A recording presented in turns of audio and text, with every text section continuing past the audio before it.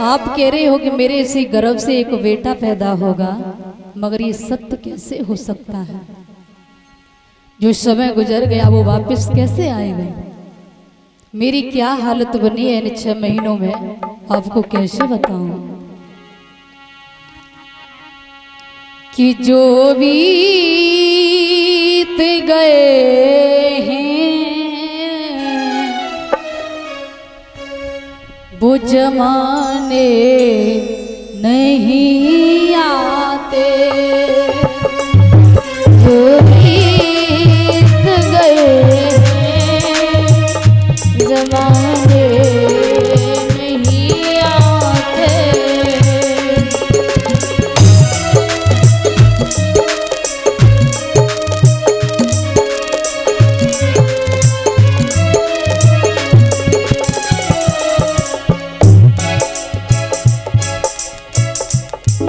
जो बीत गए हैं जमाने नहीं आते,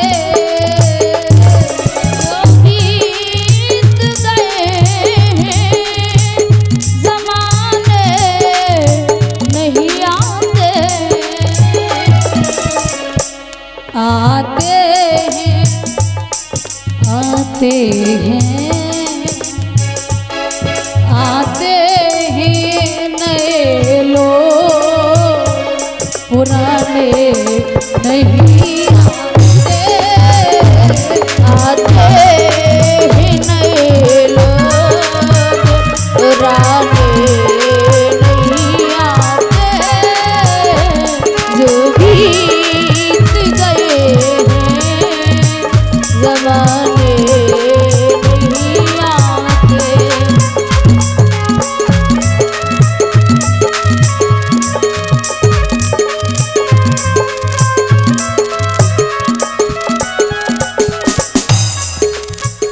समय गुजर जाता है वो वापस नहीं आता। लकड़ी के मकानों में दीपक न जलाना, लकड़ी के मकानों में दीपक न जलाना, लकड़ी के मकानों में दीपक न जलाना, लगी आग लगी आग लगी आग पड़ोसी भी बुझाने नहीं आते, आते हैं नए लोग, पुराने नहीं आते।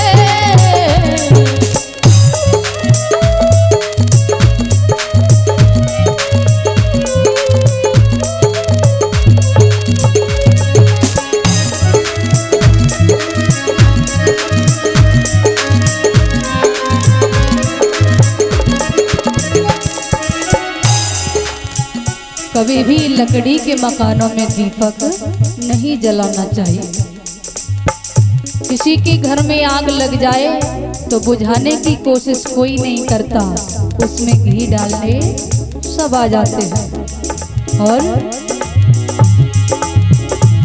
वर्षों हुए इस पेड़ की हर डाल को सूखे, हुए इस पेड़ की हर डाल को सूखे, पंछी भी पंछी भी पंछी भी यहाँ रात बिताने नहीं आते, आते हैं नए लोग, पुराने नहीं आते।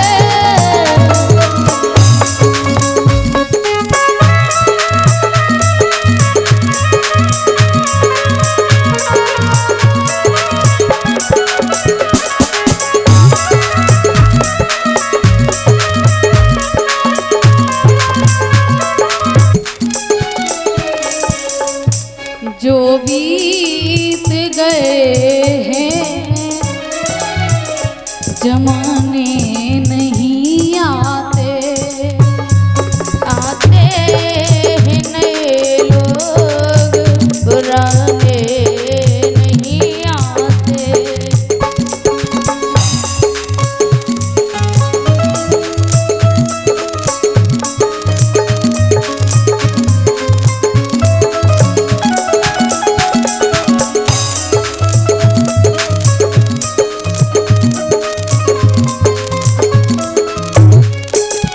और वो माँ कहती है, रहती हूँ मैं जहाँ वीरान खंडरों में, रहती हूँ मैं जहाँ वीरान खंडरों में, रहती हूँ मैं जहाँ वीरान खंडरों में,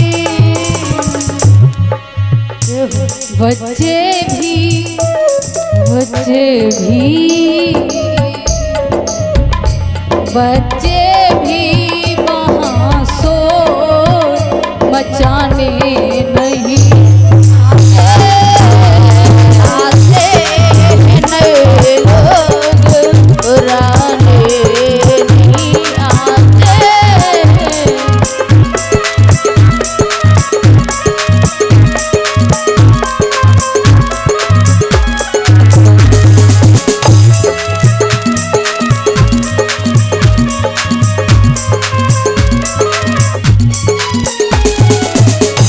जो बीत गए वो जमाने नहीं आते, आते हैं नए लोग, पुराने नहीं आते।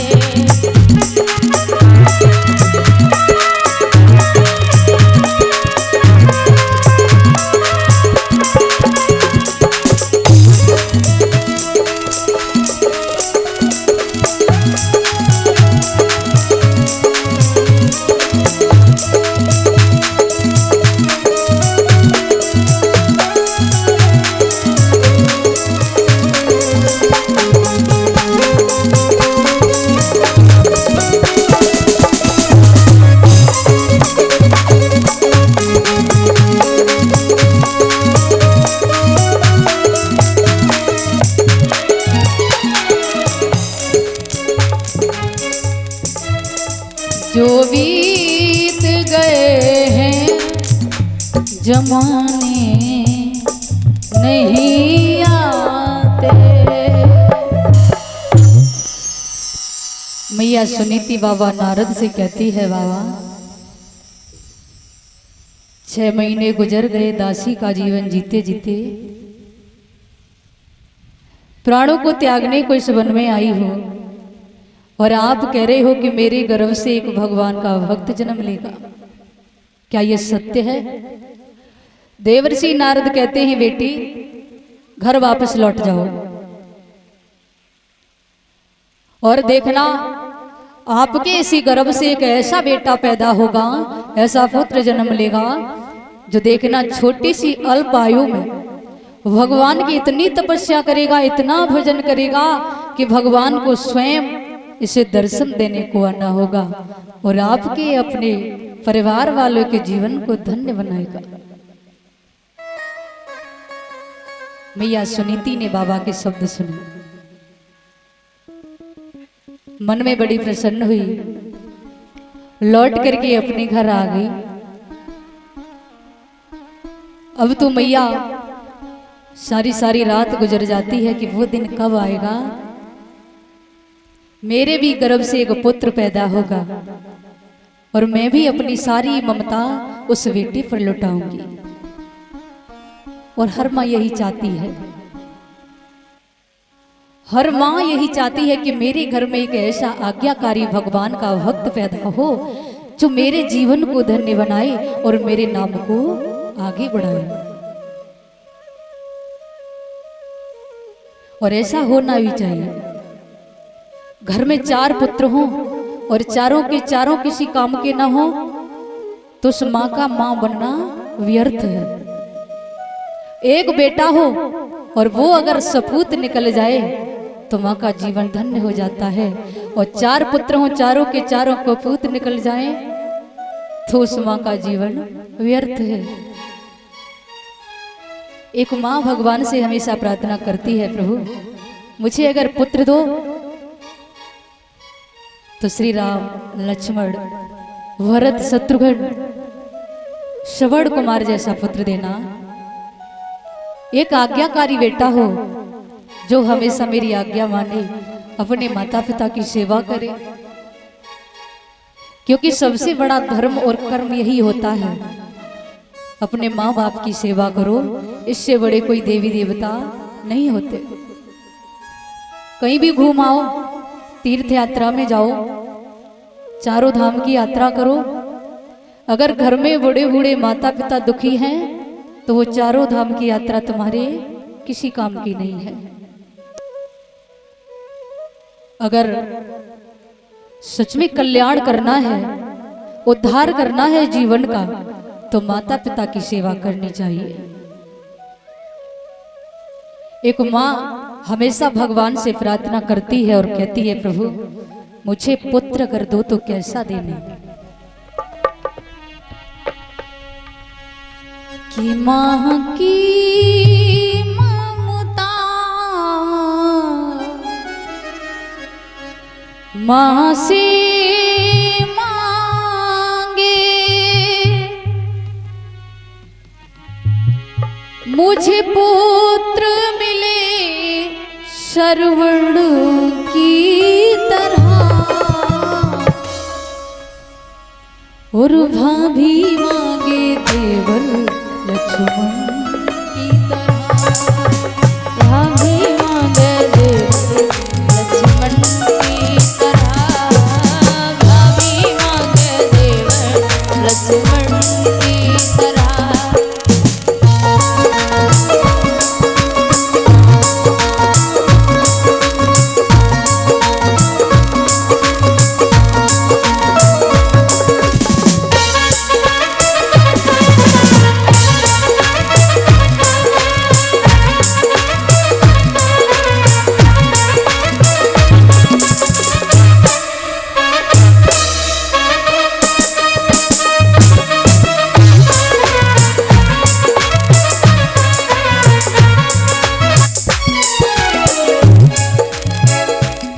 माँ की ममता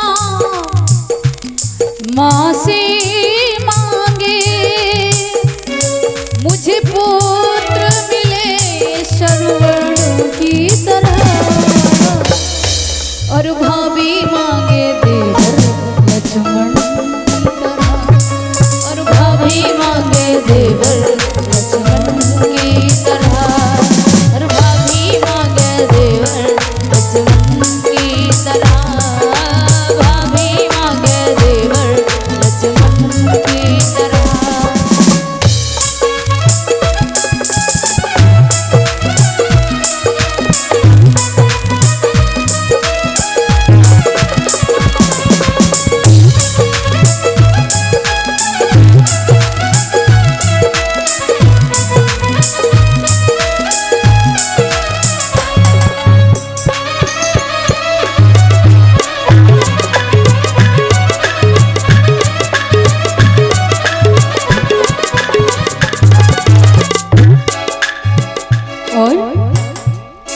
अरे गुरु बिन ज्ञान कहाँ से पाऊं, गुरु से बड़ा न कोई है। गुरु बिन ज्ञान कहाँ से पाऊं, गुरु से बड़ा न कोई है। जो गुरुवर की आज्ञा माने, सच्चा चेला वो ही है। जो गुरुवर की आज्ञा मांगे, सच्चा चेला वो ही है। और गुरु अगर चाहते हैं कि मुझे चेला मिले तो कैसा मिले? गुरुवर मांगे मुझे शिष्य मिले, और शिष्य मिले एकलव्य की तरह, और भाभी मांगे देवर लक्ष्मण की तरह,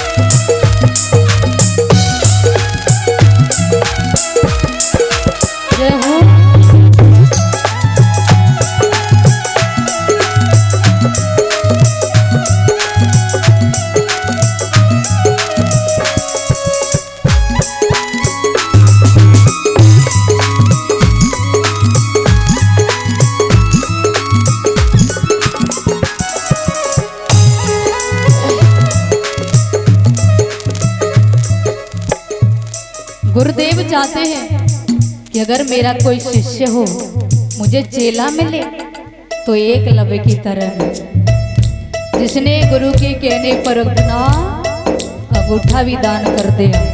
शिष्य ऐसा होना चाहिए। और हो दुशासन ने चीर को खींचा, प्रभु ने तुरंत बढ़ाया है। दुशासन ने चीर को खींचा, प्रभु ने तुरंत बढ़ाया था।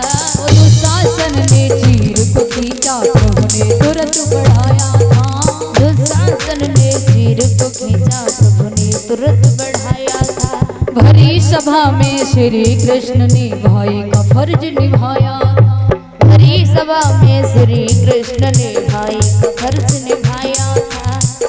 द्रौपदी का जब चीरहरण हुआ, द्रौपदी के परिवारजन सभी सर को झुका के बैठ गए। तो द्रौपदी ने भगवान को याद किया।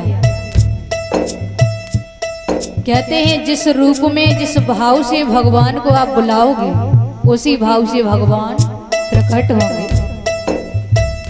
द्रौपदी ने भाई के रूप में भगवान को याद किया, तो भाई बनकर के भाई ने बहन की रक्षा की।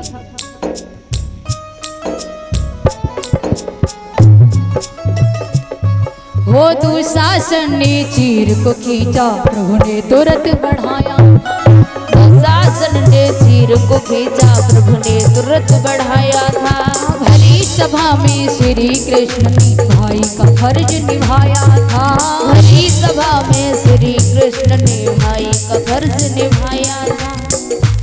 बहना मांगे मुझे भाई मिले, बहना मांगे मुझे भाई मिले, तो भाई मिले मोहन की तरह। और भाभी मांगे देवर लक्ष्मण की तरह। और भाभी मांगे देवर लक्ष्मण की तरह। और भाभी मांगे देवर लक्ष्मण की तरह।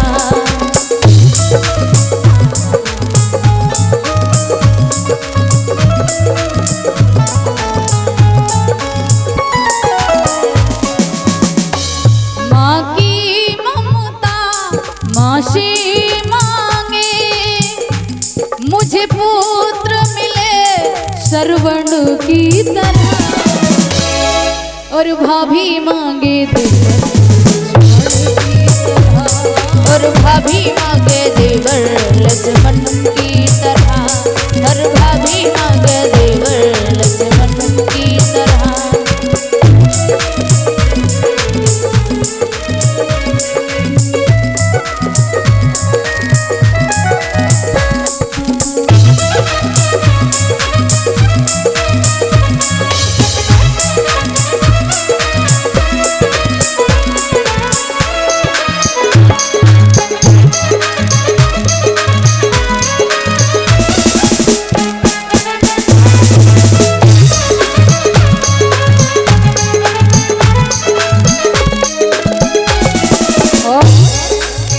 अगर भगवान चाहे तो क्या चाहते हैं प्रभु कि मुझे भक्त कैसा मिले। भगवान के भी अरमान होते हैं, जैसे माँ के अरमान होते हैं बेटा मिले तो श्रवण की तरह हो।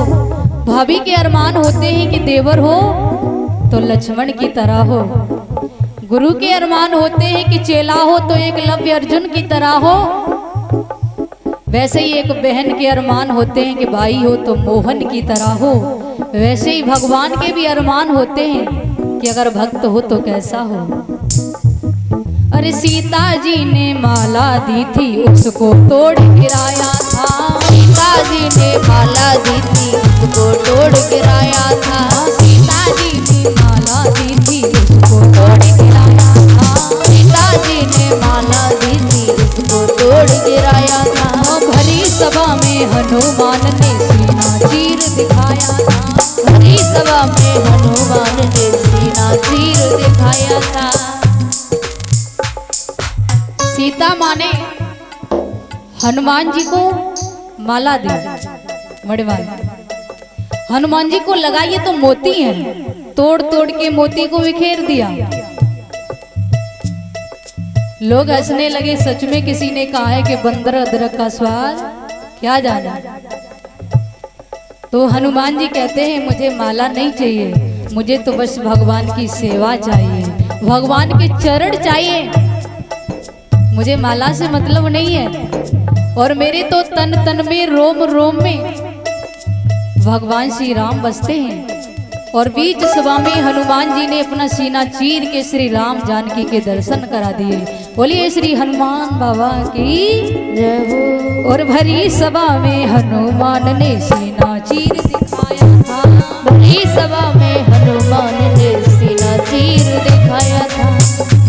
स्वामी मांगे, स्वामी मांगे मुझे भक्त मिले, तो भक्त मिले हनुमत की तरह। स्वामी मांगे देव की तरह।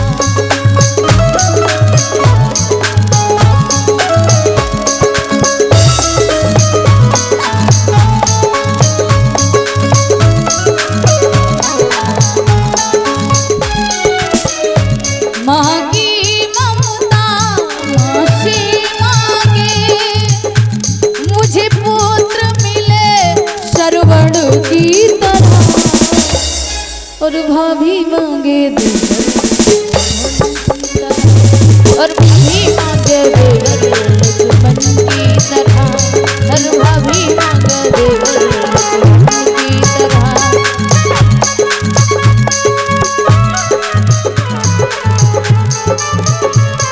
और भाभी मांगे देवर लक्ष्मण की तरह। हर माँ चाहती है कि मेरे इस गर्भ से ऐसा बालक प्रकट हो, ऐसा बच्चा जन्म ले जो भगवान का भक्त हो, आज्ञाकारी हो। ऐसा करने के लिए माताएं कई काम करती हैं। माता सुनीति भी इंतजार कर रही है कि वो दिन कब आएगा जो नारद बाबा ने बोला है कि मेरे गर्भ से एक भक्त प्रकट होगा, भगवान का भक्त जन्म लेगा। एक दिन की बात थी, महाराज शिकार करने के लिए जंगल में चले। घोड़े पर सवार हुए, सेना को साथ में लिया और महाराज शिकार करते करते उस जंगल में एक घमासान झाड़ी के बीच में फंस गए। वहां पर महाराज ने कुछ ऐसा दृश्य देखा कि जिस दृश्य को देखते ही महाराज जब बाहर निकले तो देखा है कि रात्रि का वक्त हो चुका है। और महाराज को उस समय अपनी पत्नी की याद आई। महाराज घोड़े को लेकर के तुरंत रानी सुरची के दरवाजे पर आते हैं। महाराज ने घोड़े को बांध दिया, रानी सुरची के द्वारे पर पहुंचे। रात्रि का वक्त था, रानी सुरची गहरी नींद में सो रही थी। महाराज ने दरवाजा बजाया, कुंडी बजाई, आवाज लगाई, रानी सुरची, रानी सुरची। रानी सुरची जागे तो दरवाजा खोले। रानी सुरची सो गई थी। छोटी रानी सुरची ने जब दरवाजा नहीं खोला तो महाराज और तनपाद को अपनी बड़ी रानी सुनीति की याद आई। सुनीति के घर पहुंचे। दुखिया सुनीति को नींद कहाँ आती थी, वो तो सारे सारे दिन सारी सारी रात जागती रहती थी। सारे दिन महलों के कागों को उड़ाना। रात्रि में नारद बाबा ने बोला था कि तेरे गर्भ से एक बेटा पैदा होगा। उसी सोच विचार में बैठी रहती थी कि वो दिन कब आएगा, वो शुभ घड़ी कब आएगी कि मेरे इसी गर्भ से मेरा एक बेटा पैदा हो। रात्रि का वक्त है, महाराज दरवाजे पर आ गए। रानी सुनीति के दरवाजे पर पहुंचे तो मैया पहले से जागी हुई थी। मैया ने महाराज को आते हुए देखा